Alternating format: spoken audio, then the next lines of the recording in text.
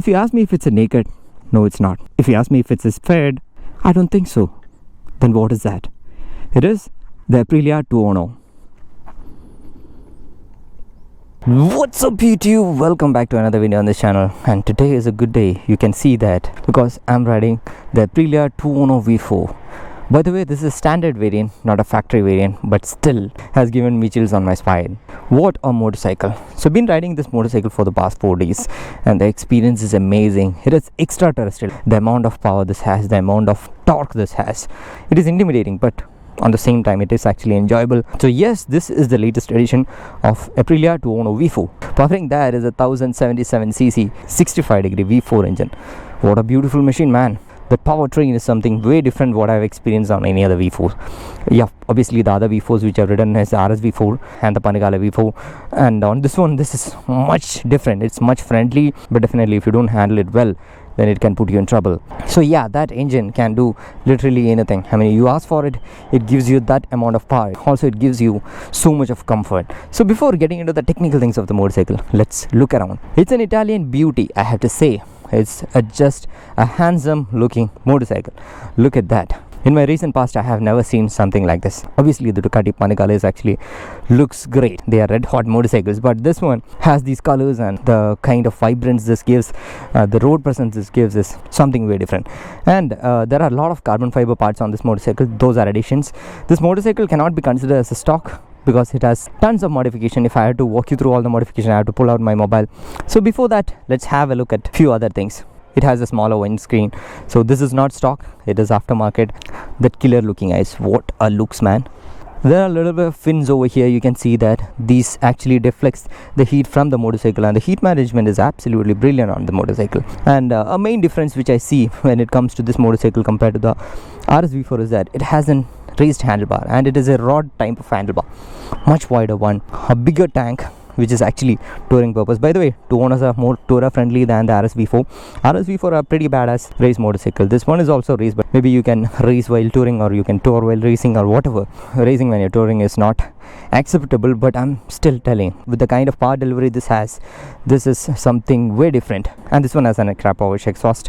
So if you ask me if it's a full system, this motorcycle actually comes with an integrated catalytic converter. So I have to say that it's a full system because the header pipe stays and the exhaust is there. And look at that swingarm, man. Basically this frame comes from the RS V4, the previous versions of RS V4. So if you can put an RS V4 engine in this, it's basically an RS V4. And a much looking good seat this has got. This is a seat cover, but man, look at that, what an elegant looking seat. And you have a pretty good looking grab rail, pretty solid as well. And the tail light, what an amazing looking motorcycle, man, in all angles. Before we get into the details of the motorcycle, let me just walk you through all the modifications on this. Definitely I have to pull out my mobile for that. So let's see what all the power part this has. So this has a stage 3 airbox from Gabro Racing, plus a sprint air filter from the RS V4. So that means more air to the engine, and performance velocity stacks from Gabro Racing again. Stage 3 tuning, DAD VR46 chains, and there's a Superlite sprocket as well. 15 teeth in the front and 43 in the rear. And of course, we have the Akrapovic. That's all. A hell lot of modifications which make this motorcycle more civilized. So in Italian language, Tuono means thunder. And I can explain you why is it called. Let's start the thunder.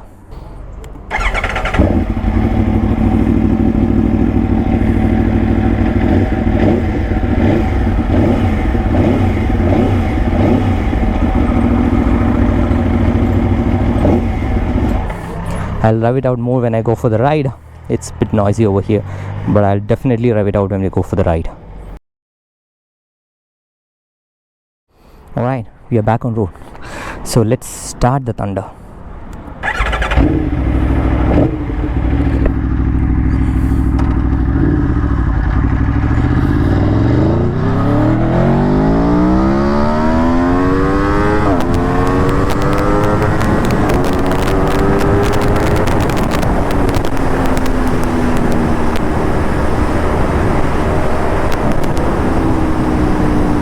Damn, this thing is too fast, man. This thing is too fast. The kind of powertrain this has, extraterrestrial, I have to say that. This thing actually makes you to ride fast, makes you to eat fast, make you to shit fast. It's a 1070cc 65-degree V4 engine which actually makes you comfortable and makes you scared at the same time. I've been riding this motorcycle for 4 days by now, and I have to say that it took me a lot of time to get used to this machine, because I'm actually much used to L twins and inline fours, but this one is a different kind of genre. But out of the Panigale V4 and the RS V4 which I've ridden, this is the most civilized or the handsome side of a V4, because this one makes you comfortable in the speed, because the Tuono is there for that. The difference between the Tuono and the RS V4 is that the RS V4 is actually for the track, but on the Tuono what you can do is you can actually be comfortable at any speeds you want, ride it in that way, and whenever you see an open road you just send it. As well, I have to say that this motorcycle actually have come with a lot of modifications which make this motorcycle actually much comfortable to ride in Indian condition. So this motorcycle has two riding modes, the sport and the tour mode. Basically, I don't feel so much of a power and torque difference between the tour and the sport mode, because I'm not so much used to ride V4. If I would have owned a V4, I can clearly tell, hey, this is the difference. And if someone is coming from an inline 4 background, and be it little class also, you are not going to see a lot of difference in the power. But the thing is, the throttle response. This comes with the ride-by-wire technology, and the minor variation on the throttle will give you a lot of difference on the power in the sport mode. It actually rumbles like a bull and charges. So that's the feel. But when it comes to the tour mode, it is much more civilized. You can put the tour mode and you can actually ride this motorcycle inside the city much comfortably in lower speeds. I was running this motorcycle inside the city. I was actually using this for commutes for 2 days, and I was in the first and the second gear in the tour mode, comfortably cruising in the city. I know that it feels so dangerous to ride this motorcycle in two ways. One is this is powerful. Another one is V4s are actually known for heating. But surprisingly on the motorcycle, the heat management is way too far ahead on what I've thought, because I was riding this motorcycle and the max temperature that I've seen on the dial is 110. That is because of this modification again. If it was a stock motorcycle, then it would have gone up to 125, but still it doesn't shut off. It actually doesn't show any kind of stress apart from the heat. Actually it comes out and it has some heating. I have to say that it is not going to make you stay away from the motorcycle. Once it is rolling, it actually comes down to 100-degree mark, and that's all. It actually comfortably rides inside the city. And when I come on this highway, the most comfortable speed on the 6th gear is 140 to 160. This is actually a very fast hyper touring bike. I don't know whether I should call it as a hyper touring bike, but it's a very fast touring bike, and this V4 gives a different kind of kick for your touring. And yeah, of course, to contain this kind of an engine, we have this brilliant chassis. This is directly from the RS V4, and what I got to know from my friend is that you can literally swap the engine of this motorcycle with the RS V4 and make it a seriously brilliant, scary motorcycle. So that's the feel. So this chassis is actually well contained. You can actually ride this motorcycle on for touring, and if you want to take it on the track, that is also possible, because the chassis is very well built and you have that kind of a seriously good riding posture as well. This is not a upright riding kind of a naked motorcycle. You see that this is my normal riding stance if I sit upright, but this is a little more sporty, and it's a very tall motorcycle. The seat is actually scooped in this way, so you have to push a little bit behind. It has a little bit of a raised handlebar, and first I thought, why you need this much bigger, wider handlebar? You might think that the reason is that you need more control and all, but yeah, obviously for more control only the wider handlebars are given. And you see there are no ground clearance issues, okay? Yeah, you have a wider handlebar for more control, but that's not the only purpose for this motorcycle. In this motorcycle, you need this kind of a wider bar to hang on to this motorcycle. It's like a cliffhanger situation when you're opening the throttle. The surge on this motorcycle is something way different. A minor variation on the throttle actually pulls you crazy.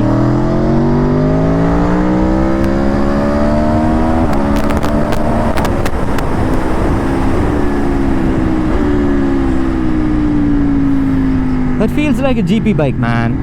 Ooh, touring GP bike. Sounds funny, but yeah, seriously it is. So the handlebar is actually wide, but the thing is, it has a very big turning radius. The handlebar doesn't swings all the way from the left to right, so it has stoppers at a very early stage. So taking a U-turn will be a bit of a problem, especially if you're short 5'7" or so. I was kind of finding it difficult in the initial days, but now I'm kind of comfortable with it. I know that it's a tall, powerful, a little sporty motorcycle. Just live with it, that's all. So this is a Tuono standard variant. So there are Tuono V4 and Tuono V4 factory. So the factory comes with Olin suspension, which is actually electronically adjustable. So this one doesn't have electronic adjustment. This one actually rides a little stiffer in my standards. I'm saying that because this actually goes much faster and this actually goes for touring. So it is between the stiff to the most stiffest form. That's what I'll say. But if it's an electronic suspension, then actually you can actually adjust it on the fly itself. By the way, this is also adjustable. You can actually stop the motorcycle and adjust your front and rear suspension according to your weight. On an electronically adjustable suspension motorcycle, you can actually do it on the fly, and the automatic adjustments will take a lot of things for you. That is the main difference between the factory and the standard variant. And yeah, of course, the braking on the motorcycle is like spot on. I was using the front brake almost all the time, 99% of the time. The surprising part is this motorcycle actually stops even before the point we are thinking. It has got an immense braking bite, so you have to be very, very careful with the braking when you are doing hard brake and all, because the vehicle behind you won't be expecting this kind of a braking from a motorcycle. It's like too good. And of course, the tires are also in very good shape. Actually, it comes with track tires, so obviously it is in the most stickiest form. We have an open road, man.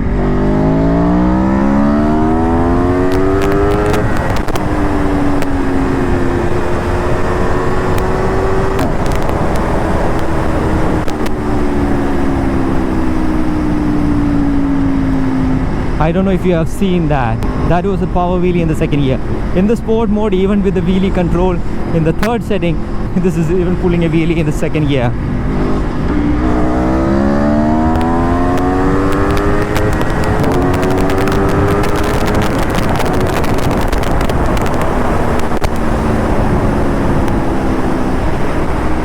Super crazy fast. Damn, the acceleration is next level. This just pulls like a missile. So if you have seen, this has quick shifters and auto blippers, so upshift and downshifts are taken care without the clutch. But I have a feedback. This actually comes out of me when I come from an inline 4 background, that the quick shifter and the auto blipper is a little onto a tighter side, be it the RS V4 or the Panigale V4. It is onto a slightly stiffer side, and of course the blipper works well when it is slightly above an RPM. Actually, when it is coming down, you can use the blipper well. Otherwise, in pretty low reps, blipper is onto a little tighter side. Otherwise, this actually gives a GP bike feel. And yes, of course, this motorcycle actually comes with a rear seat, which is optional actually. This can also have that kind of a smaller seat, so, not a smaller seat, actually a seat cowl, which comes with RS4. You can have that as well. But I have one recommendation if you're taking your pillion for touring with this kind of a motorcycle. If you're someone who gonna just rip it on the highway, wholeheartedly I'll suggest a parachute to your pillion, because if he or she flies off, let them land comfortably. And coming to the ownership part of this thing, so if at all you get a chance to buy an Aprilia, be it used one or a new one, talk to owners. Damn, talk to owners. That's what I'll say, because if the motorcycle is actually good, 75% of the time the owner won't be selling it because it's good. Why do you have to upgrade it? Because there is very less motorcycle in this range which can give you the same amount of pleasure, the same amount of power to you. Then why should you upgrade? That kind of question comes in. So if at all he or she is actually moving out of motorcycling, they will be selling it. That's why I said 75% of the time people don't sell the motorcycle when it is in good condition. But there might be a chance that you can hit with a wrong motorcycle, and that too when an Italian is actually making trouble to you. It is going to be a big trouble. So talk to the owners. If possible, before buying a used one, have a thorough study on the motorcycle. And even if you are buying a new one, what I can say is that, again, talk to the owners. There are different dealers across India. Some dealers have very good ratings, some dealers doesn't have that much good rating. So just talk to them about their sales, their service and all. Because main reason why Italian motorcycle go bad is the problem with the service. You have one problem, you go to the service center, they don't fix it properly, you actually end up in a different problem. You're actually riding with it, again it multiplies to a different problem. So finally the motorcycle goes bad because of bad technicians. I have to say that. I'm really sorry to say that, but still it's happening because of bad technicians. There are not many people who are trained in India to do this kind of shit. So talk to owners and understand the feedback about the dealers and the service centers in your area. And yeah, about the other ownership aspects, this motorcycle actually comes ex-showroom for around 18 lakhs. That means on road around 22 to 24 lakh. And yeah, of course you can expect a mileage of 12 to 15, which is actually a good mileage for this kind of a powerful growling motorcycle. Open road.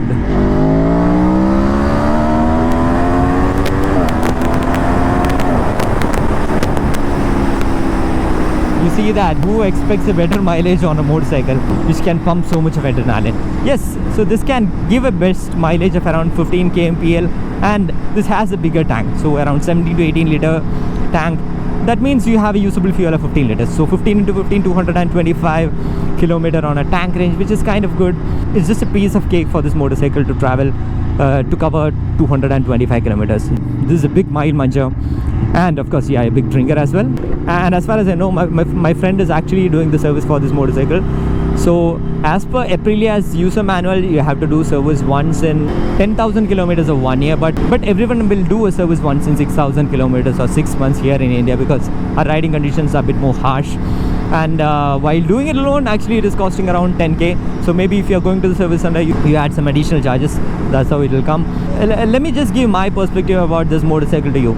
Don't take this as a review, because this is, even though I'm riding this motorcycle for 4 or 5 days, how I consider this motorcycle, every damn time when I turn on this motorcycle, it's just like a new motorcycle, because the V4s are like that. It takes a long time to get used to the motorcycle. So in my opinion, this is a fast highway touring motorcycle. And if you want to take it to the track, again, this is going to put fire on many other inline 4s ass. And also, if you want to use it inside city, that is also okay, but I don't recommend to use a V4 for your city use. But still, if you want to use it like a daily bike, kind of okay. But if you see a lot of heating from motorcycles, stop doing that. Be it any motorcycle, be it V4 or inline 4, whatever it is, better not to use the motorcycle if it's heating too much inside city, because that will put you into a lot of different trouble. So a fast, hyper touring motorcycle. Actually, I was certainly enjoying this motorcycle when I was riding inside city as well, because I was in the first gear and the second gear, just rolling on and rolling off in the tour mode. My riding character altogether changed. When I was in inline 4, I was actually riding it like a car, like I was in the lane and I was just riding like that. But on this one, it demands you to push yourself. It demands you to just get out of that fucking traffic. And it sounds good, it looks good, and look at this Italian beauty. It's a handsome looking motorcycle, man. Everybody looks into the motorcycle and asks 2 questions. What is the 100 price? What is the mileage? And I give a diplomatic answer for both. Yeah, of course, if someone is actually knowledgeable about motorcycle, then I'll say the right values. Otherwise, I just stay to be on a very diplomatic ground. So it's just my personal feel, okay? I mean, no hates on that. That's my take on the Aprilia Tuono V4. I really enjoyed this motorcycle riding this long, and many thanks to my friend who trusts this motorcycle with me for these many days. And I hope you like this video as well. So as always, show some love in the form of likes and comments. See you in the next video. Until then, bye bye.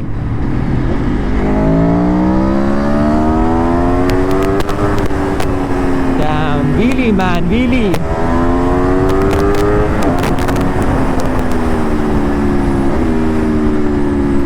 This is what I'm telling.